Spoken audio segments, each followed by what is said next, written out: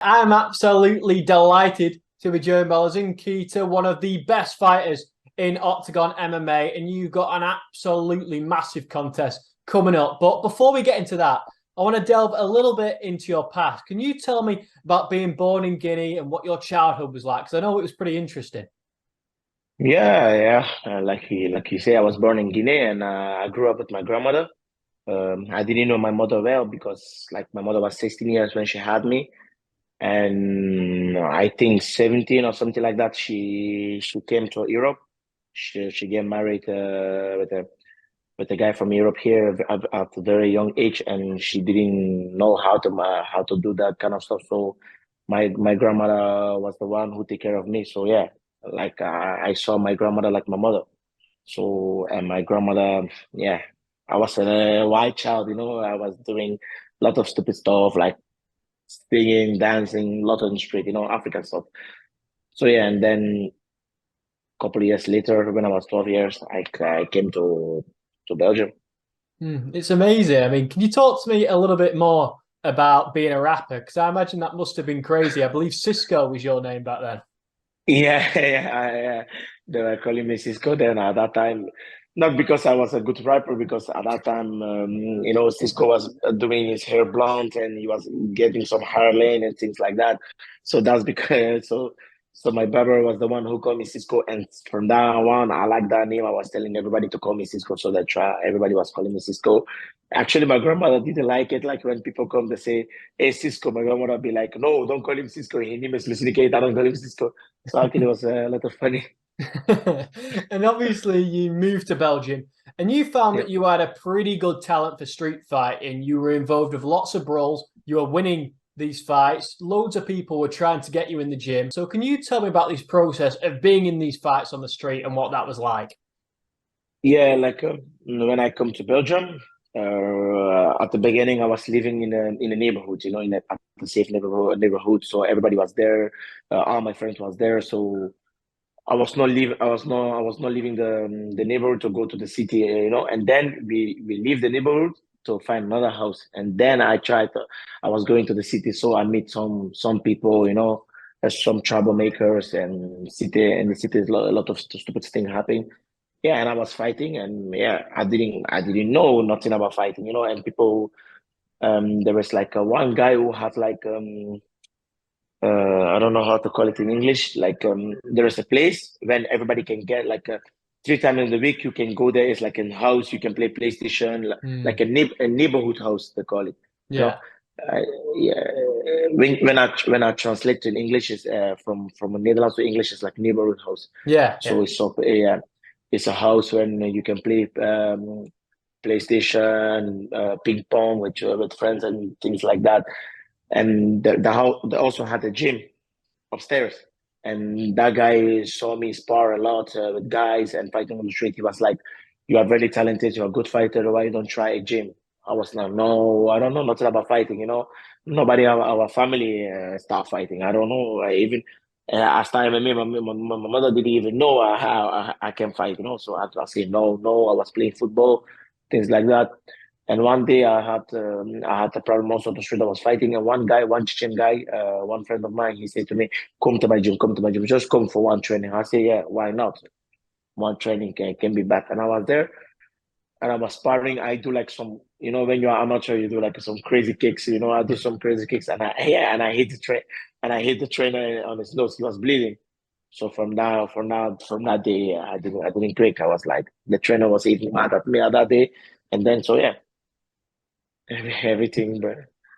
These street fights, you were looking fantastic in them, but it led to police reports, and ultimately there was enough to send you to prison. Can you tell me Yeah. what it was like being inside? If it inspired you to do something different with your life, the characters that you met in prison, because I imagine there must have been some of them, and what it was like when your mother and sister came to visit you. Yeah, in prison, like for me, when you ask me prison, how was it was not bad. It's just lonely, like you are between four walls, 24 hours, So for me, it was not bad, but it was just my sister and my mother. And for me, my family is very important for me. And when my sister came, she was crying, and that hurt me a lot to see my sister crying. And when to tell you the truth, when I was in prison, I didn't see nobody there who I can say, oh, I want to be like this guy. Like Mm. I was like, I don't belong here. Like these guys, they don't have nothing to do like outside. I don't belong here. I don't have nothing to do here. And then my mother and my sister come. I saw my sister crying. I said, no, I must try something new. And then yeah, I was training hard, and like I was amateur. I was just fighting. I didn't even know nothing about my pro career. To tell you the truth, taking my pro career seriously is now I think 2 years or 3 years. So I was just amateur. I didn't know nothing about the career, so I was just fighting, and everything went along. And I didn't know. Like when I was 18, like I was after food, I was doing the dishes with my sister in the kitchen. We were like I was already 18 years, and my sister asked me, "What you want to be?" I said, "I don't know." Yeah, I really didn't know. I really didn't know. We were joking about it, but I didn't know because school was not also my best thing. But things like that, I didn't. Until I was 18, I didn't know what I want to be. So like MMA really saved my life. It did. That's incredible. And somebody else who helped save your life was your coach, Stephen. Could you tell me a little bit Yeah, about him? yeah, yeah. Like when I went to the gym, and the guy from the neighborhood house, he bring me actually to Stephen. He was like, yeah, he had he have too much problem on the street. Can you please help him? I was like, Stephen was like, yeah, I can help him, but he need to train a lot. And at that time, Stephen had like his prodigy. He had like the other guy. So I was like a amateur guy, but like I have something in me. I'm like when you are new in the gym, I don't want to stand out. I want to be the one to push it. I was just training. Like Stephen didn't know, he didn't let me spar and things like that. But actually, I already had like a two fight already. I was like 2-0 in amateur, but I didn't tell Stephen I was 2-0, things like that. So he was putting me in front of the mirror doing like, because I was a little bit stiff, he was doing things like that. And after, I think after 3 weeks or something like that, he saw me spar against one of his guy. One of his best guy. I was kicking all of them, I was beating all of them. And since that day, yeah, I like he became addicted. And Stephen, he helped me a lot, very bad. Yeah, he saved my life also. Yeah, And gradually, you started getting better and better. Your talent began to shine through. You made your way towards an Octagon title shot against Paradiso. You won that. You became a champion, and you came out with this line, which was pretty incredible, about going from being in prison to winning a championship belt in front of 20,000 people. You must have to pinch yourself. It's incredible, this journey you've been on. yeah, it's incredible. Like I say, like that. That's what I'm saying. Like when somebody tell you you can be nothing, you can be something. It's a lie. Like I tell you, I was in the kitchen with my sisters, joking about this kind of thing. Like, what do you? I was already 18. Like if I heard some guy saying, "Yeah, you are 18, you are 17," it's never too late. I was already 18. I didn't make my first amateur fight yet. Like they were saying, "What you want to be?" I didn't know, and like I didn't know nothing. I was already an amateur. I was 8-0. I didn't take it seriously. Pro, I was 1-0, 2-0, 3-0. I didn't take it seriously. So, and just like that, I'm fighting in front of 20,000 people. Like my first fight in Octagon, I think it was 1,500 people because of Corona.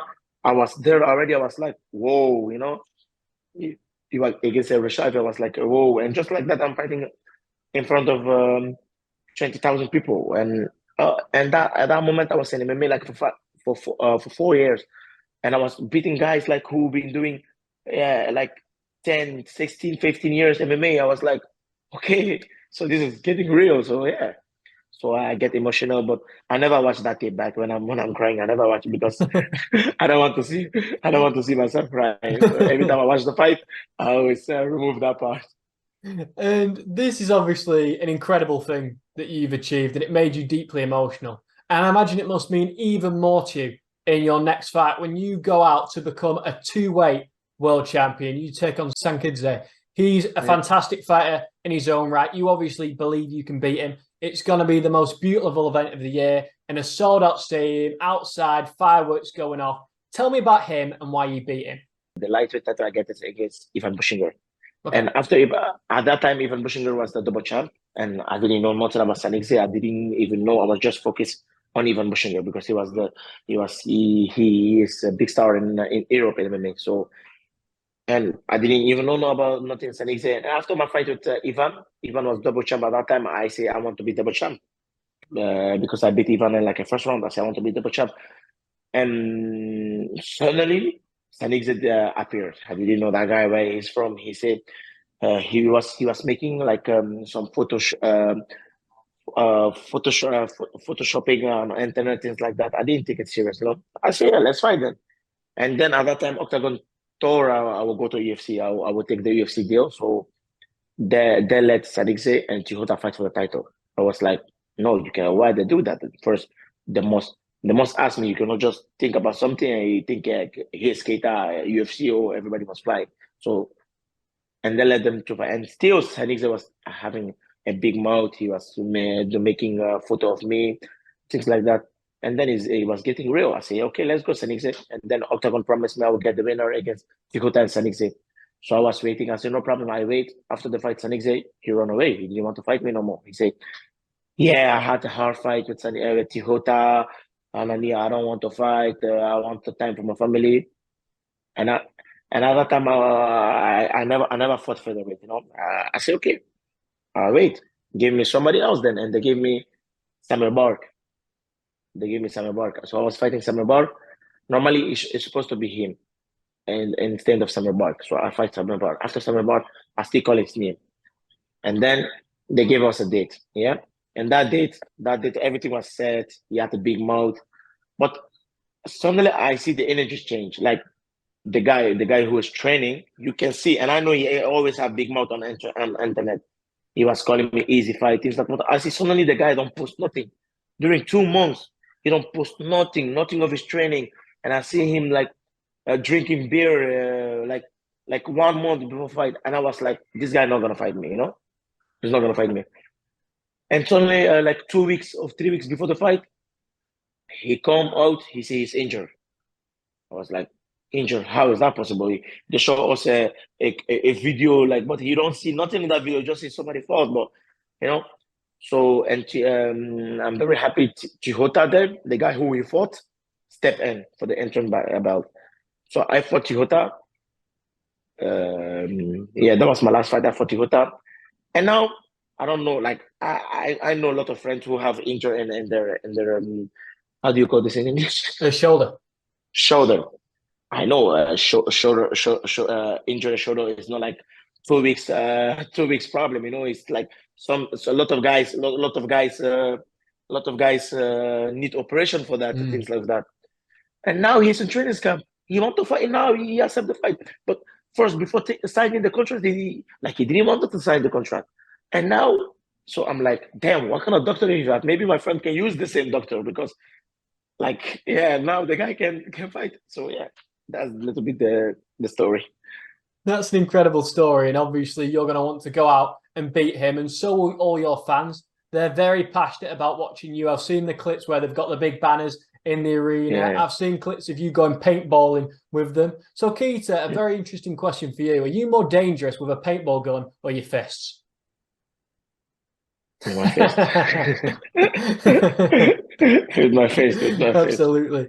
And another guy who I am desperate to see you fight is the man Shamrock from the UK. You've had a great rivalry with him. You were arguing at the press conference. You both want to beat each other. You've both got these incredible stories. You coming over, going to Belgium, getting into these street fights, ending up in prison, coming out, realizing you were capable of becoming a world champion. And then him from Liverpool, fleeing Malaysia, traveling around the world over a crime he hadn't done and ultimately going to prison himself. You're both out. You could have this amazing fight. Surely Shamrock's somebody you want to get in the cage with. But the thing is, well, I give Shamrock the fight. I gave Shamrock the fight. When Sanigze, I like guys like you have a good record. I know he didn't fight good guys, but I don't care. You have a good record. I think 8-1, and I gave Shamrock the fight when Sanigze was out. My first thought was direct Shamrock. I asked Andre, why not Shamrock? Shamrock was like, oh, I need full preparation for Keita, things like that, things like that. So I was like, okay. And they gave me Chihota. And I saw Shamrock fighting. Like your opponent was also short notice. I was like, bro, Like I I have also a big mouth. I'm sure of myself, but when I come to the promotion, nobody knew me. I beat the top three guy and I make it look easy, and I had no big mouth, you know. So I find first my place, I secure my place, and then I start talking. But Shamrock, he didn't make his debut yet. He had a very big mouth, and then with that kind of performance, it was like, bro, you know, I was even disappointed in him. I said, bro, like they were promoting the guy, they were doing that. If that doesn't motivate you, I don't know what's gonna have motivate you, because that's the story of Shamrock. So Shamrock, I tell Shamrock, bro, please keep winning. I'm gonna do everything in my power to win. And maybe if I don't leave Octagon, if I'm still in Octagon, I'm still gonna beat your ass. And there's a Because card in November in Manchester, in England. The yeah. UK fans, me personally, I'd love to see you fight over in the UK. Is that something you'd be interested in, fighting Shamrock in front of his own people? Yeah, but fight like I'm not looking to fight Shamrock. Like I don't care. I don't really don't care about Shamrock. For me, he don't show me nothing yet to say I want this guy. I just wanted this guy because it was short notice. I wanted him. I wanted to fight somebody. So and he didn't show me nothing yet. Like now he's fighting a guy. Like last time I was talking to Shamrock, I said, bro, you serious? You take somebody with a record of 6-5, you know? You want to be a champion Octagon. You want to fight in Octagon. You want to fight me. You want to be double champ, things like that. You're accepting guys with 6-5 record. He's not even ranking in the Octagon. I said, bro, this is nonsense. He was like, yeah, but nobody who you want. I said, bro, there is everybody. There is everybody. Like they bring somebody back for me. Schoenberg was 8-1 in casual. They bring it for me. You can ask that kind of stuff. But taking guys with with 8-5 record, that don't fit me. Like if I beat him, like last time I beat Tihota. They were like, yeah, you too strong for him. He's short. He was short notice, but Chihuta was not on short notice. We can say it's short notice, but it was not short notice because he was preparing for a fight, and that fight was 2 weeks after my fight. So he was in training camp. So he was not in short notice. So I'm like, yeah. So I don't want that kind of guy. If I beat him, they say, yeah, he's too easy. He's too easy. Like when they give me somebody like 5 or 6, I'll I would tell Octagon, you crazy? You gave me somebody like this. Why you want me to do with this? You know. So 100%. that's the thing. That's the thing between me and Shamrock. Like I was watching him Taplogi. He fought. He fought. I understand some guys don't want to fight you. I got that. I got that. Like I fought somebody also. He was making he pro debut, but that was because the organization find the guy at the day of the fight for me. I was not even a fight mood no more. I was like 3-0, 4-0, and the guy was making his pro debut. I was done fighting. I was done because my opponent pulled out the day of the fight, and they fight him for me that day just to save the card. But bro, you want to be a star. You want like me, my third fight. My first fight in Octagon was against number 2 ranked. My second was against Paradise. My third was against Ivan Bushinger. Shamrock, his first fight was against no name. He's a good Brazilian guy, but you want you want to have a name, bro. You must show me something. You want to be the champ. You want to talk. I understand you can do. I don't care. Like I like trash talking. I like it. It's funny sometimes. Like that's why I kick his ass last time in trash talking.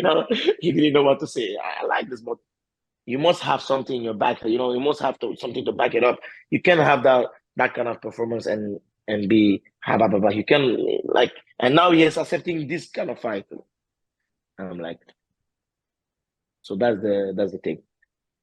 Well, listen, I'd like to thank you very much for talking to me. It's really appreciated. I wish you all the No luck problem, no in the pleasure. world ahead of your next Thank you, fight. I'm thank you, looking forward to thank you. watching it and potentially seeing what you do next, whether it be Octagon, Okay. whether it be in the UFC. But before I let you go, is there anything you would like to discuss to finish the interview?